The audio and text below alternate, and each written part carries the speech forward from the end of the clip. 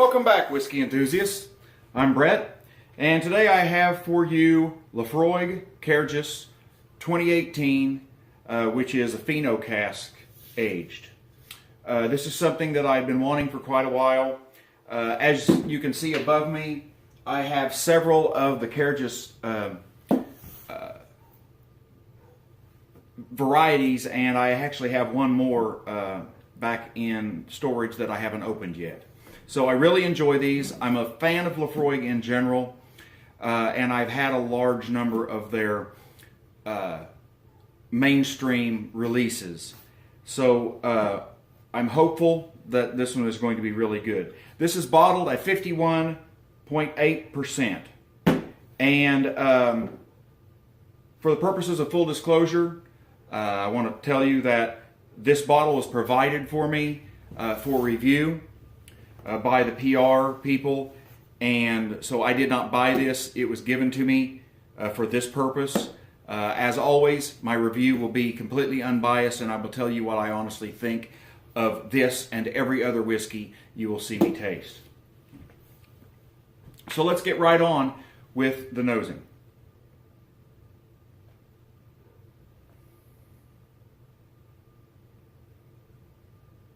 The first thing you get on the nose is that meaty, smoked brisket, campfire type smell. This one is a little bit smoldering, and there's almost a nuttiness to the smoke, which is rather interesting.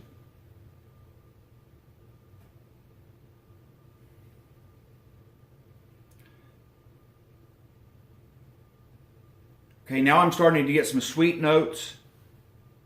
I'm getting some vanilla.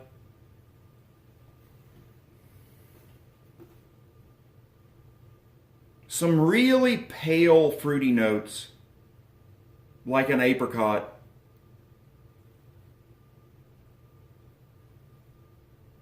There's a hint of clove.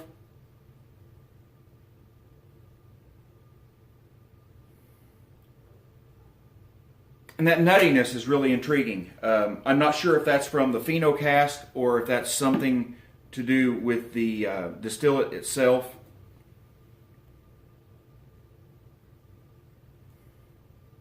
But every time I come back to the nose, I keep getting that, and it is sort of like roasted in the oven nuts. Okay, now I'm getting lemon. And something a little bit darker in the citrus, like a citron.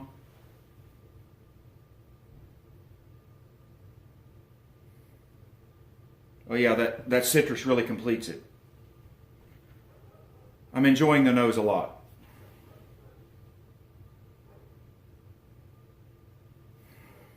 I think that's about all I'm going to get out of it. Let's see what it tastes like.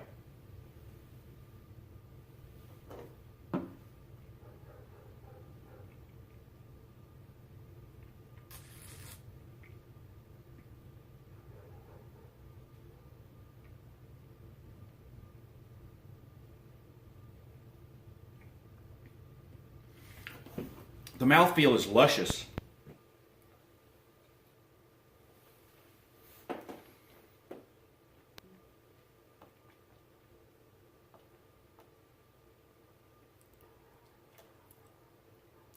That lemon citrus combined with that sooty campfire, charred wood.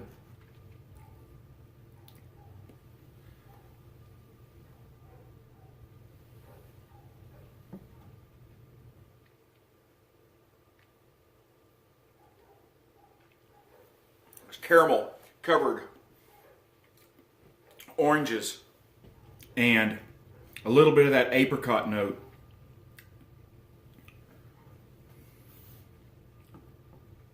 The palate is not as meaty as the peat was in the nose. The citrus notes, the fruit notes, and everything else are kind of I think, taking away the meatiness of it.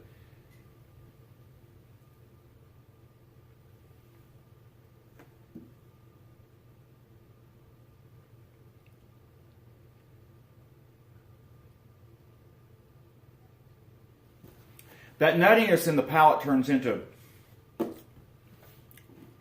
a little bit more of a almond paste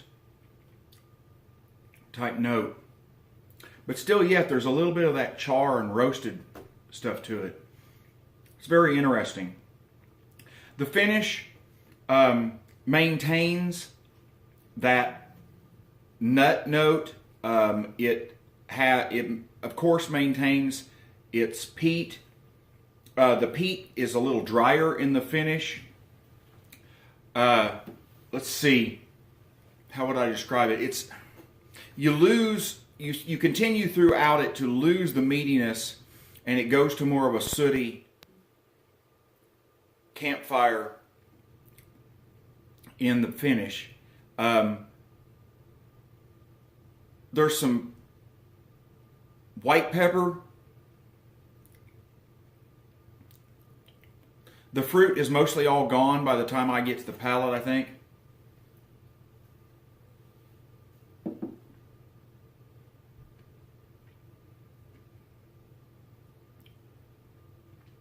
Well, there's still some of the lemon that carries through. But I'm really not getting any of the apricot or the darker citrus. I'm getting a little bit of a sweet vanilla, almost like a vanilla frosting in the finish a little bit.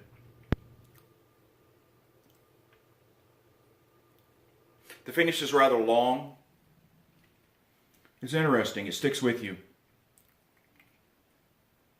It's not dominated by the peat. It's not dominated by the sweetness. Overall, it's very balanced.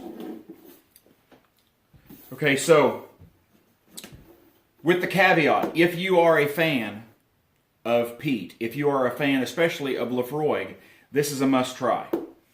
I cannot tell you that this will be your favorite Cairdeas or your favorite Laphroaig. I like it quite a lot.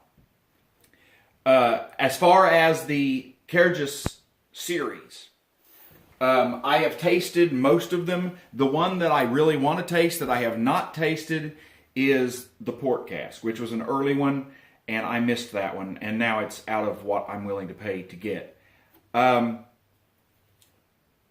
of the ones that I've had, which includes the Amontillado, the quarter cask strength, the Madeira, and this one, and the 200th, whatever that was.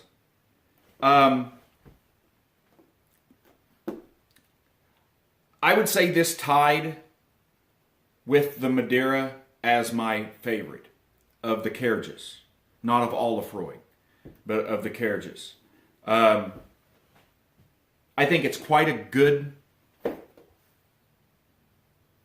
variation. The wine notes, the wine influence is much more subtle in this one than it is in the Madeira. So I like them for completely different reasons. But they both balance out that sweetness and smokiness, and they feel like a complete whiskey to me. Also, this comes in at 51.8% again, which makes it strong enough that I feel like I could add a few drops of water to this, and it would release some more bouquet that I have not found yet. I don't typically do that because it's time-consuming in a review, but you should definitely try it. As far as ratings, I'm going to give this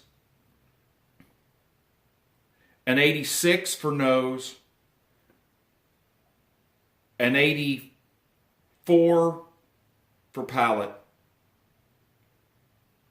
and an 85 for finish, because it lingers so well and it stays balanced and there are no dominant notes in the finish.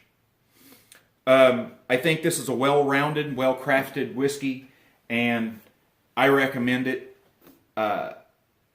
We all know that Laphroaig isn't for everyone, but for those of you who like the style, give it a shot. I think you'll love it. That's all for me.